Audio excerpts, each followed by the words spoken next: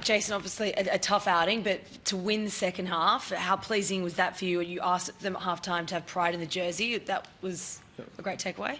Yeah, that was probably the biggest takeaway for us. I thought a lot of things improved for us in the second half, and it was based around our intent into contact. So,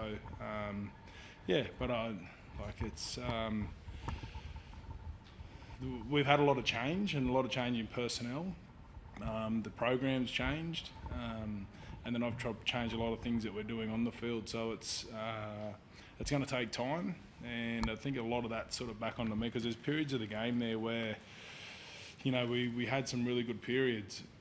And then, and then we just sort of fell away and obviously come up against a quality opposition tonight in the Storm. So they're not the premiership favourites for no reason, and they made us pay for our little errors. So, but at the end of the day, I think there's some real, dare I say, positives to come out of it. But at the same time, we've still got a way to go in regards to where we want to get to.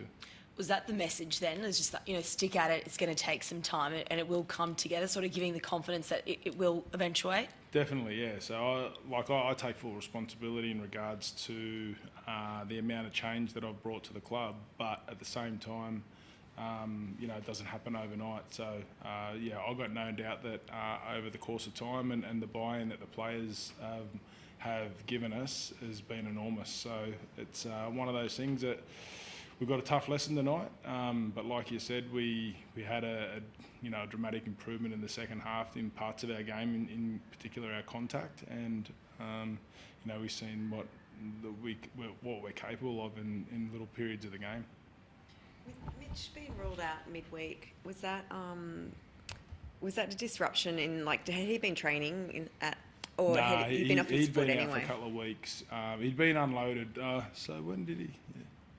So, he trained that Friday. So we unloaded him and then we slowly built him back up to get ready for round one.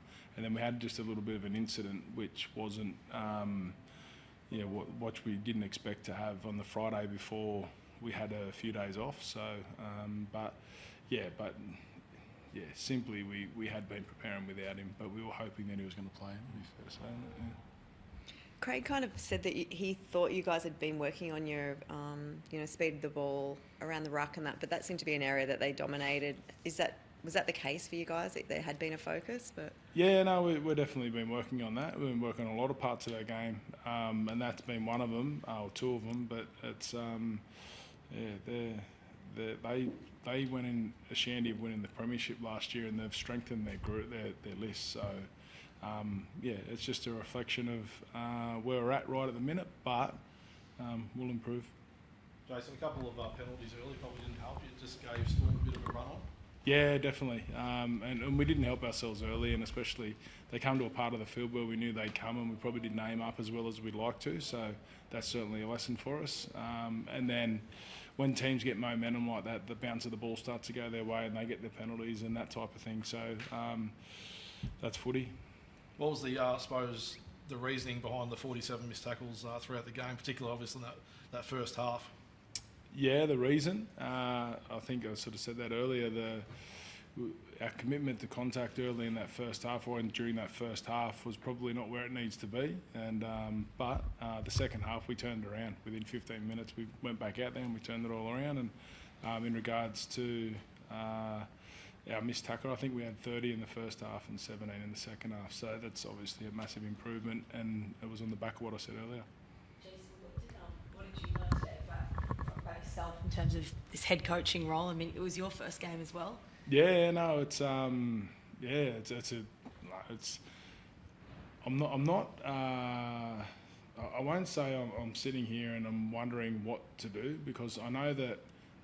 Having someone like Nathan Brown next to me who's done this numerous times has been a great resource for me. So, but I'm sitting here, I'm seeing all the little parts of where I know we're going to get better.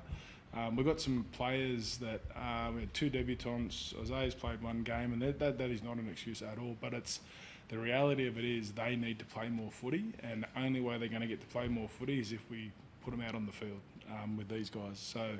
And I know that they're not going to be flash of the pan players. They're going to be around for a number of years if they keep tracking the way they are. So it's a process, and what I learned about myself, it's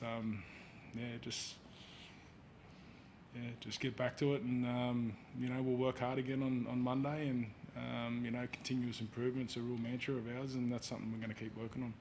Junior, what about the team buying into what Jason's just said there, and the belief as well? Can you speak from players' point of view? Yeah, well, we saw glimpses of it in the second half. We challenged ourselves to respond in that second half, and it's a clear indication of what we know we're capable of. But it's a game of two halves. You can't give up a head start like that in the first half.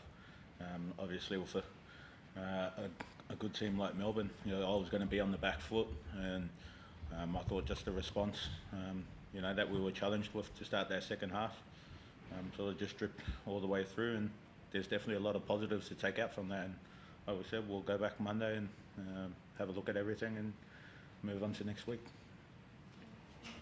Thanks. Beauty.